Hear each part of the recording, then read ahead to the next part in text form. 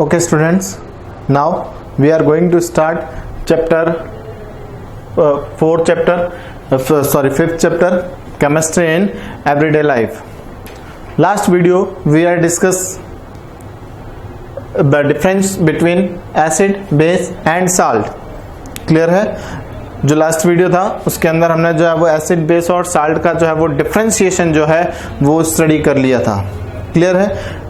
Everyday life के अंदर जो केमिकल्स हम यूज करते हैं उसमें मोस्टली क्या होंगे, एसिड और बेस होंगे, और एसिड और बेस की रिएक्शन से क्या बनते हैं, साल्ट बनते हैं. ये हमने लास्ट वीडियो के अंदर जो है वो डिस्कस कर लिया था. एसिड क्या होते हैं, जो टेस्ट में क्या होंगे, खट्टे होंगे. क्लियर है? यानी कि जो सॉर टेस्ट जो है वो देते हैं वो एसिड्स होते हैं, और जो बिटर टेस्ट जनरेट करते हैं वो क्या होते हैं, बेस होते हैं. क्लियर है? एसिड ब्लू लिटमस को कन्वर्ट करते हैं किसमें, रेड लिटमस के अंदर, और जो बेस होते हैं वो रेड लिटमस को कन्वर्ट करते हैं ब्लू लिटमस के अंदर. ये तो हमने जो है वो उसकी डिफरेंशिएशन के अंदर जो है वो बात कर ली थी. नेक्स्ट यहां हम बात कर रहे हैं definitions of acid and base. जो एसिड और बेस है उसकी डेफिनेशंस क्या है. इट मींस बहुत सारे साइंटिस्ट ने जो है वो एसिड और बेस को एक्सप्लेन करने का जो है वो क्या किया, प्रोसेस किया.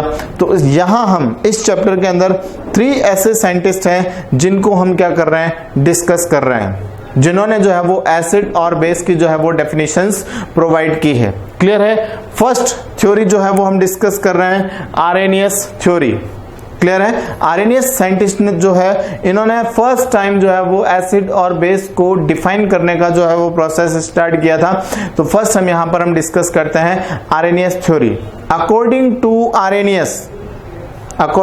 आर्रेनियस those substance which gave H plus ion, याद रखें H plus ion means hydrogen ions when decomposed in water are called acids. Okay, those substance which gave H plus ion when decomposed in water are called acids. ऐसे substance जो water में decompose होने के बाद में क्या देते हैं, H प्लस आयन देते हैं. यानी कि ऐसे सब्सटेंस जिन्हें अगर आप वाटर में ऐड करेंगे तो वे डीकम्पोज होने के बाद में क्या गिवन करेंगे, H प्लस आयन जो है वो प्रोवाइड करते हैं. तो ऐसे सब्सटेंस को हम क्या कहते हैं, एसिड्स कहते हैं.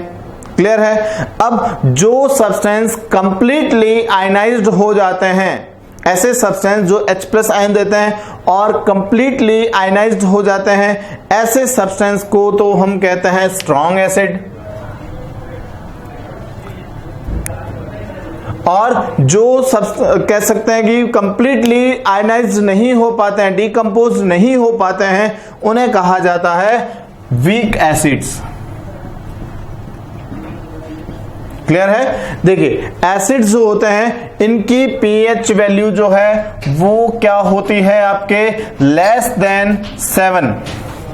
इनकी जो पीएच वैल्यू है वो लेस देन क्या होगी, 7 होगी. इट मींस 1 to 7 जो है वो इनकी क्या होती है, पीएच होती है. पीएच वैल्यू जितना वीक होगा, या कह सकते हैं कि जितना लेस होगा, एसिड क्या होगा उतना ही स्ट्रॉन्ग बनेगा, और जितनी पीएच वैल्यू ज्यादा होगी वो उतना ही वीक एसिड होगा. क्लियर है? आपको समझ में आ गया होगा. लाइक एज हम एग्जांपल लेते हैं हाइड्रोक्लोरिक एसिड. हाइड्रोक्लोरिक एसिड का जो पीएच वैल्यू है वो क्या होता है, 1 पीएच होता है. 1 पीएच है. इट मींस ये क्या है, ये स्ट्रॉन्ग एसिड है. पीएच वैल्यू जितनी कम होगी एसिड क्या होगा उतना ही स्ट्रॉन्ग होगा, और पीएच वैल्यू जितनी ज्यादा होगी, लाइक एज कह सकते हैं कि कार्बोनिक एसिड है. कार्बोनिक एसिड की जो पीएच वैल्यू है वो कह सकते हैं कि 3 to 5 के बीच में होगी. तो ऐसी कंडीशन में ये क्या है, कंपैरेटिवली हाइड्रोक्लोरिक एसिड ये वीक एसिड होगा. क्लियर है? तो ये तो हो गई आपके एसिड्स की बात. Those substance which gave hydrogen ion when decomposed in water are called acids. Examples देखते हैं. Hydrochloric acid HCl, it means hydrochloric acid. अगर आप इन्हें एक्वस AQ लिखा है, इट मींस एक्वस सॉल्यूशन है, वो एक्वेटिक सॉल्यूशन, यानी कि इसको पानी के अंदर जो है वो डिकम्पोज किया है, तो ये किस में डिकम्पोज हो गया, H plus and Cl minus. तो ये क्या जनरेट कर रहा है, H प्लस आयन जनरेट कर रहा है, तो ये क्या होगा, एसिड होगा। Next example HNO3, it means nitric acid. आप इन्हें वाटर डिकम्पोज करें तो ये क्या बनाता है, H प्लस आयन बनाएगा, NO3 माइनस बनाएगा, तो H प्लस आयन गिव कर रहा है, तो ऐसी कंडीशन के अंदर ये क्या है, एसिड होगा। Next acetic acid, CH3COOH, acetic acid. अगर आप इसको डिकम्पोज करते हैं तो ये बनाता है आपके H plus ion and CH3COO बनाता है, तो ये क्या है, एसिड होगा। Next H2CO3 carbonic acid. Carbonic acid भी क्या बनाएगा, H प्लस आयन बनाएगा, और HCO3 यानी कि हाइड्रोजन कार्बोनेट जो है वो इससे नेक्स्ट अलग हो जाएगा, तो ऐसी कंडीशन में ये भी क्या होगा, एसिड बनेगा।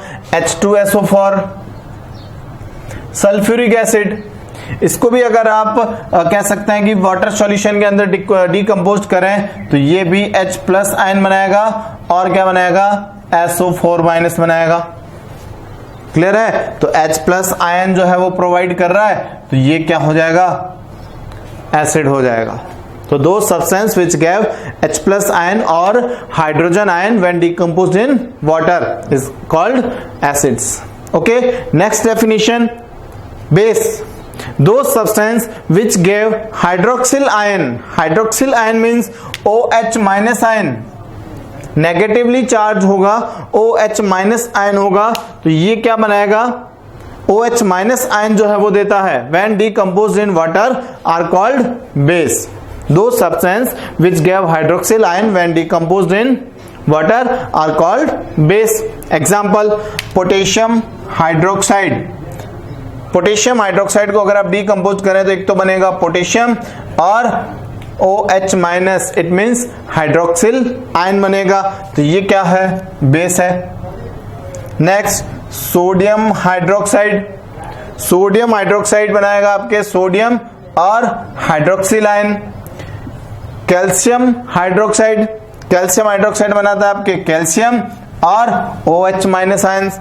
एंड अमोनियम हाइड्रोक्साइड, ये बनाएगा आपके अमोनिया एंड हाइड्रोक्सिल आयन। तो all substance are base and these all substance are acids because they gave hydrogen ion and because they gave OH minus ion, it means hydroxyl ion. Base जो होते हैं इनकी pH value, it means power of hydrogen value जो है वो क्या होती है, 7 to 14, इट मीन्स 7 से ज्यादा होती है, मोर देन 7 होगी।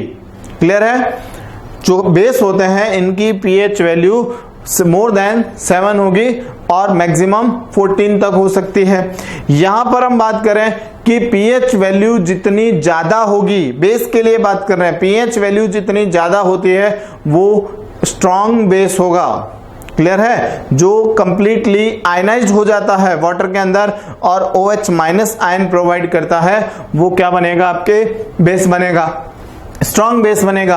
और जो कंप्लीटली आयनाइज्ड नहीं हो रहा है वो क्या बनाएगा, आपके वीक बेस बनाएगा। लाइक एज एग्जांपल लेते हैं सोडियम हाइड्रोक्साइड, इसका जो pH वैल्यू है वो होता है 14, it means these are strong acid, sorry strong base. यहां पर बेस की pH वैल्यू जितनी ज्यादा होगी वो उतना ही स्ट्रॉन्ग बेस होगा और pH वैल्यू जितनी कम होगी वो उतना ही क्या होगा, वीक बेस होगा। क्लियर है, तो जो pH वैल्यू होती है वो 7 to 14 के बिटवीन होगी। ओके, तो यहां हमने जो है वो आरएनएस थ्योरी के बारे में जो है वो डिस्कस किया है। नेक्स्ट थ्योरी के अंदर हम बात करेंगे ब्रॉन्स्टेड-ल्यूरी कॉन्सेप्ट। क्लियर है,